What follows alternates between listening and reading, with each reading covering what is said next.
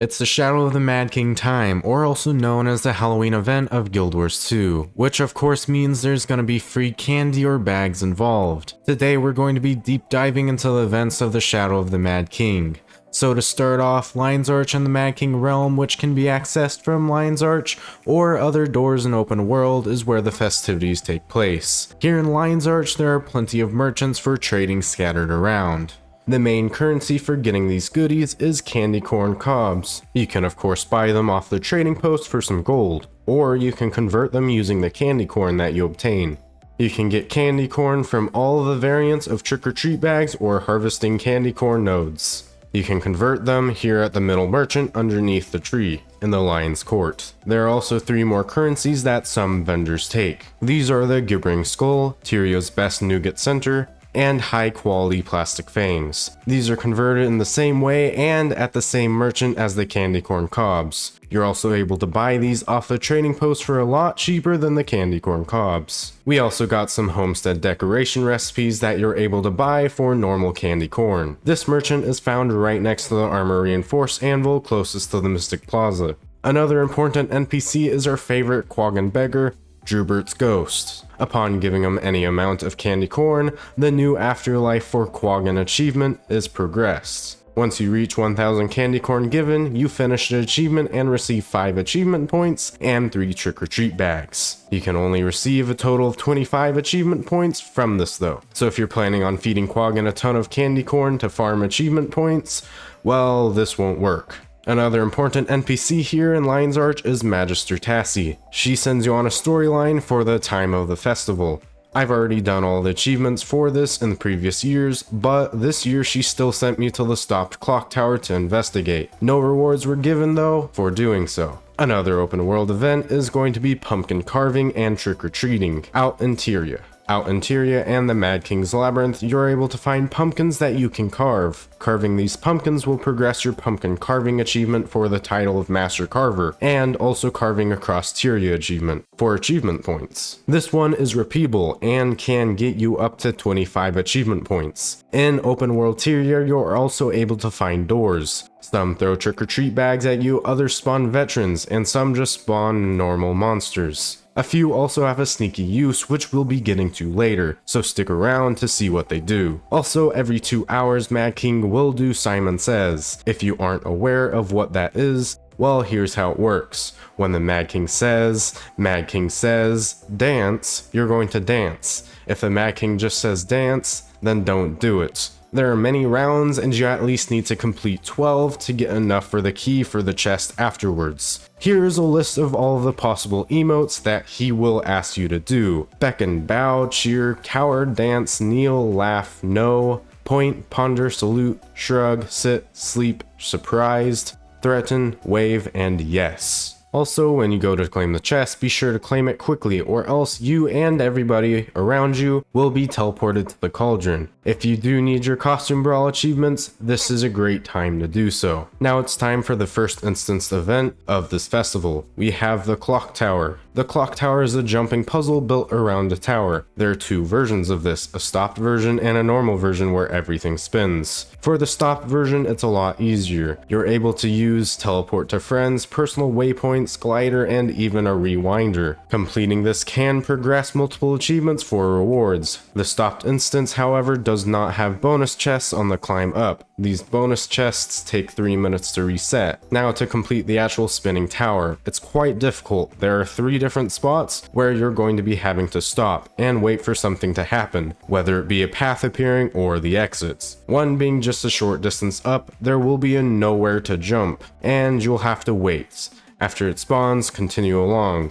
The next part is when you jump up further. It may look like a dead end at the top, but you'll have to jump down onto a platform with the chest. The next jumps will spawn soon afterwards. And finally, we have the last jump. Lightning will strike the clock tower's clock and then you can jump through. Jump on this rotation because if you don't, you will be consumed by the madness below. Also, if you miss it by a whole panel, it still sends you through. On your first complete of the year, you will be given a Mad King's chest, which contains trick-or-treat bags and your choice of a candy corn cob, personalized trick-or-treat bags, or exotic equipment, which I recommend you stay away from. My personal choice was the candy corn cob.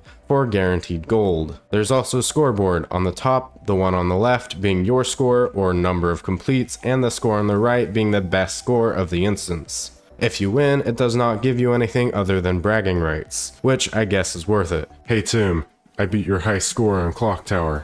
Guess I'm just better. Sure, Jim.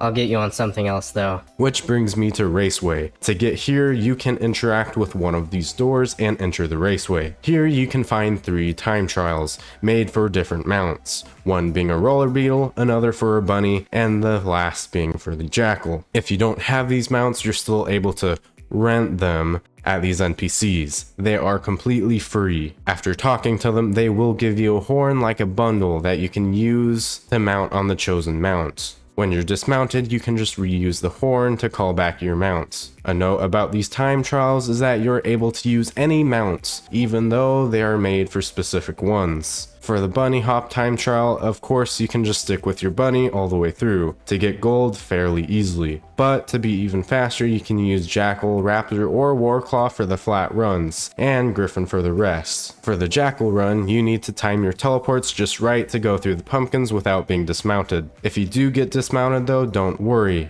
because you can remount again without having to wait to get out of combat. If you do avoid all of the pumpkins, you can easily get gold. Finally, we have the roller beetle race. This is by far the most difficult one. The sharp turns require you to use your drifts right and not boost at the wrong times. I'm not the best at riding these roller beetles, so I'm not the guy to ask for specifics on how to beat it. Even with me not messing up at all, I still only got gold by 5.5 seconds. Hey Jim, you remember how you said you were better at Clocktower? Well, I'm better at Beetle Race. I got gold and it comes with rewards, unlike yours. Haha, fine Tim, you win this time. The rewards for completing this time trial are gold, silver, and bronze chests. Opening these give you 10, 5, and 3 trick-or-treat bags respectively. Also, while you're here, there will be reach the finish line events. These are where you race against other players to see who wins in multiple laps. Next up is Reaper's Rumble. Reaper's Rumble is a PvP minigame where you try to destroy the other team's mausoleums. To do so, you're going to help your skeletons reach the other team's mausoleums. There will be pumpkins scattered all around. Take these and you can bring them back to your mausoleum. Use your 2 skill to throw it in and it will spawn skeletons. You can also use your 1 skill as a stun against other players. This can destroy your pumpkin though, so be careful when using it.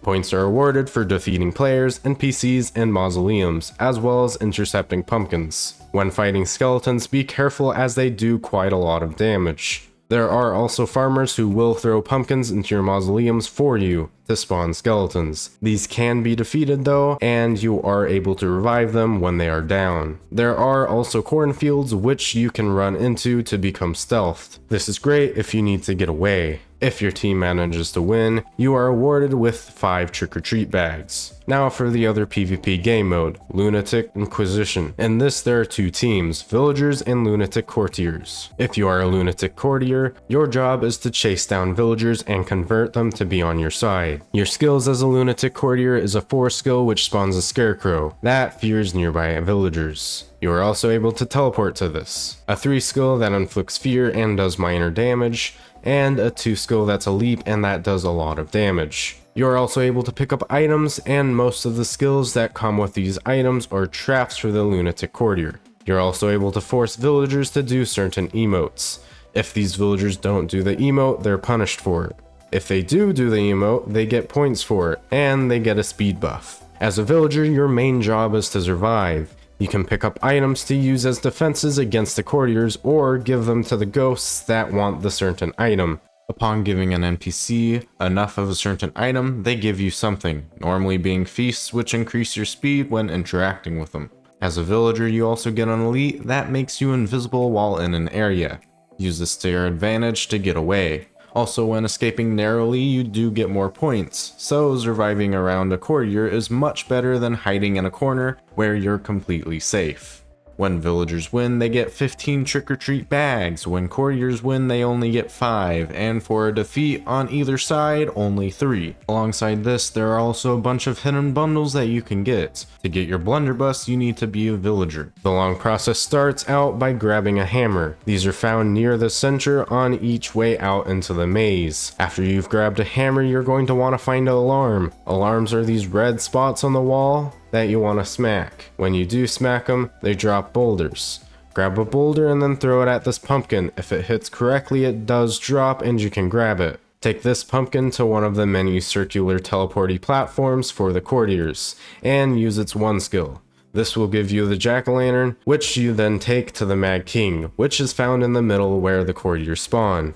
And in this whole process, you gotta hope that you don't get hit with Mad King Says, cause that makes you drop your pumpkin or jack-o'-lantern, and you have to restart the entire process. And of course it's unavoidable. After talking to the Mad King with the jack-o'-lantern, he finally gives you the blunderbuss. It does really good damage, but only has a few shots. To recharge the ammo, you have to interact with the true Mad King banquets. After the madness, it's time for the next madness. This is Ascent to Madness. This is basically a short dungeon sort of thing, where we have to defeat the Mad King. We start off at the top where he wants us to play Mad King Says, cause that's apparently his favorite game. Do what he tells you, or don't, because you can just heal through all the damage, and it really doesn't do anything else. After a few rounds of this, he will teleport down. Start damaging him, he'll then teleport to the next platform, where you'll have to climb down again to make him teleport to the next part. Chase him even further down, and get him down even lower. The main way is down through here. Jump to this platform, and then jump down to this platform. Then you can fall down to the bottom. If you do fall though, you still can get down from this path here. I kinda find this path a lot easier to do, but the other one's made for going down. After defeating the Mad King, you can claim your chest. Rewards will start off strong at 5 trick-or-treat bags, and then slowly diminish, going to 3, 2, and then 1. And now you can get out of here and move on to the next activity that's full of madness. Now the main attraction of this festival, and the main moneymaker, the Labyrinth. The Labyrinth consists of many mobs. Upon defeating them, they drop trick-or-treat bags, which is mainly what we're after. There are 2 main types of doors, purple doors which spawn bosses, and green doors which spawn smaller mobs. Green doors can be categorized into 2 groups, veteran doors and mob doors. Veteran doors will spawn 1 round of veteran mobs, while mob doors will spawn multiple rounds of smaller mobs, which are both great for farming bags. Here's a map of all the door locations. Square, arrow, heart, and circle are all mob doors. Star, swirl, X, and triangle are all veteran doors. And of course the purple doors are boss doors. When you join groups, be sure to check what doors they are doing, and only open those types of doors. Also, some commanders will want to open the doors themselves, to make sure everyone is around when it starts. If you open purple doors in a green door run, you may end up just like this guy. Steve, why? Why, Steve? Just kidding, this is Steve, the wonderful neighborhood skeleton. All he wants to do is give hugs, but careful of his chainsaw, avoid these random chainsaw squares on the floor. They're a little bit dangerous. Though Steve wouldn't mean to do that to us, right? He also likes to spin with his chainsaw across the room to show off his dance skills. It's just maybe not the safest. To effectively farm the Labyrinth, you're first of all going to want high magic find. In the Labyrinth itself, you're able to get magic find boosts from defeating bosses, including the purple door bosses and Steve. You're also able to get a magic find boost from completing the race that comes around in the Labyrinth from time to time. There's also Madam Cookie, which is a cat that randomly spawns in certain mausoleums around the map. So when you run by mausoleums, be sure to check inside. The cat will want 50 candy corn, which has to be on your character before giving you the buff. Other than those, you're left to get bonuses from other sources. Chocolate Omnom Berry Cream gives 40% magic find bonus for 18 silver. If you want a cheaper option, you can go with a box chocolate raspberry cream, which is buyable for only 5 badges of honor in the permanent portable provisioner, which is incredibly cheap for only 8% less magic find. You can also get crystallized nougats for 7 silver for 30% magic find.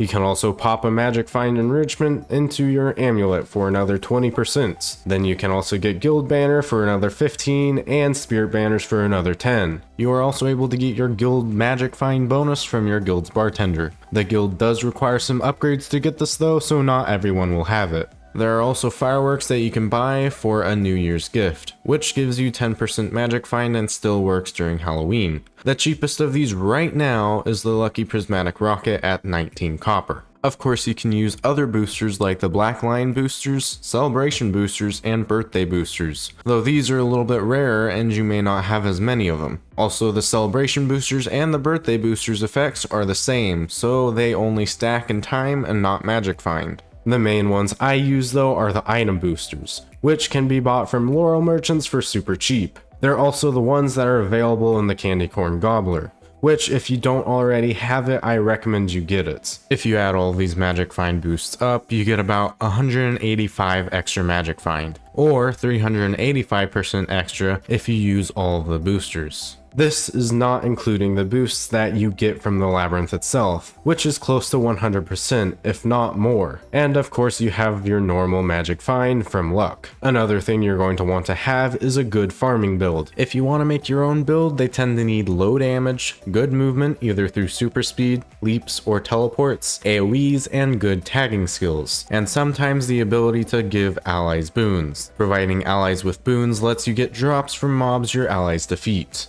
In the coming weeks, I will be making a video on builds for every elite specialization, and pointing out the ones that are better than others. Also, you may be wondering, how do we get to Northwest Waypoint? Well, the intended way is to go through the red doors in open world to get sent on over there. However, you're able to just fly across to the waypoint with a griffin. There's also a little hidden secret over there. Go down this elevator and then hop onto these stairs.